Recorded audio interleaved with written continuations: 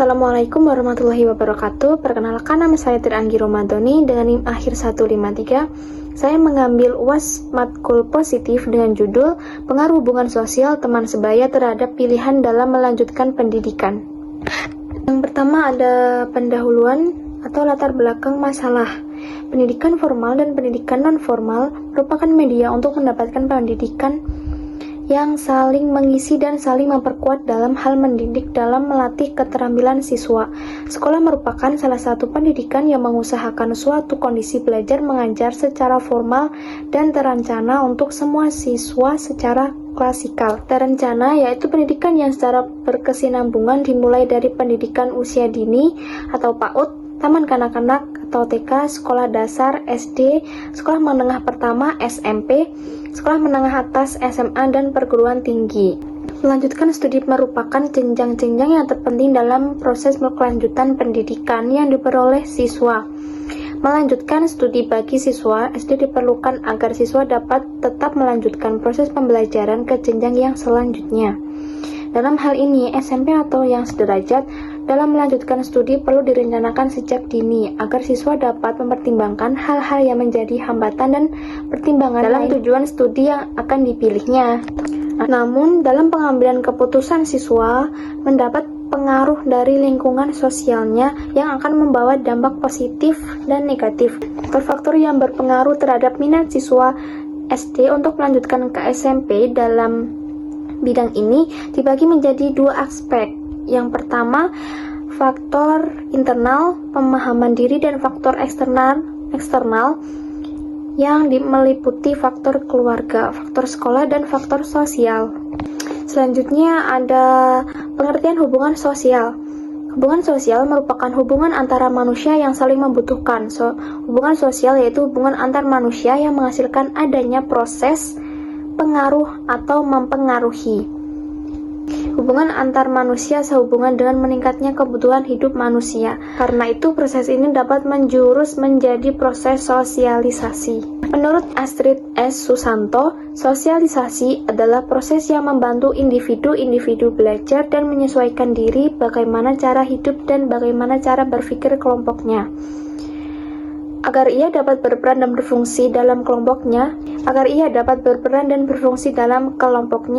di suatu lingkungan. Selanjutnya ada pengertian interaksi sosial. Menurut Gilin dan Gilin yang dikutip oleh Suerjono Suekanto 2005, interaksi sosial merupakan hubungan-hubungan sosial yang dinamis yang menyangkut hubungan antara orang-orang perorangan, antara kelompok-kelompok manusia maupun antara orang perorangan dengan kelompok manusia.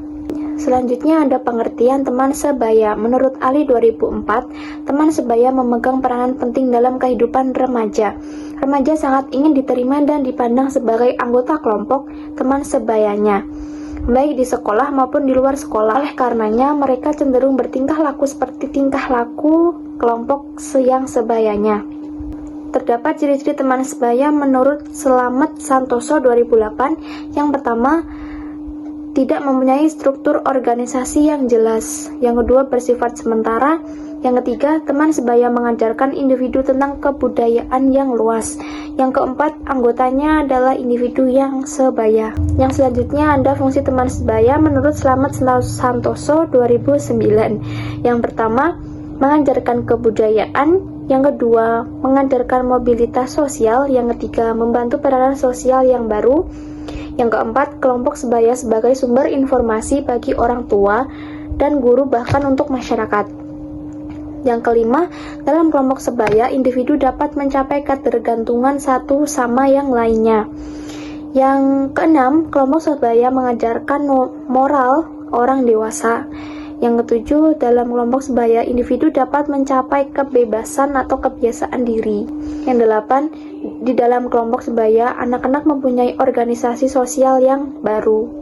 Selanjutnya ada peran teman sebaya. Menurut Syamsu Yusuf, mengemukakan peranan teman sebaya bagi remaja adalah memberikan kesempatan bagi remaja untuk yang pertama, belajar bagaimana berinteraksi dengan orang lain. Yang kedua, belajar mengontrol tingkah laku sosial. Yang ketiga, belajar mengembangkan keterampilan dan minat yang relevan dengan usianya. Yang keempat, belajar saling bertukar perasaan dan masalah.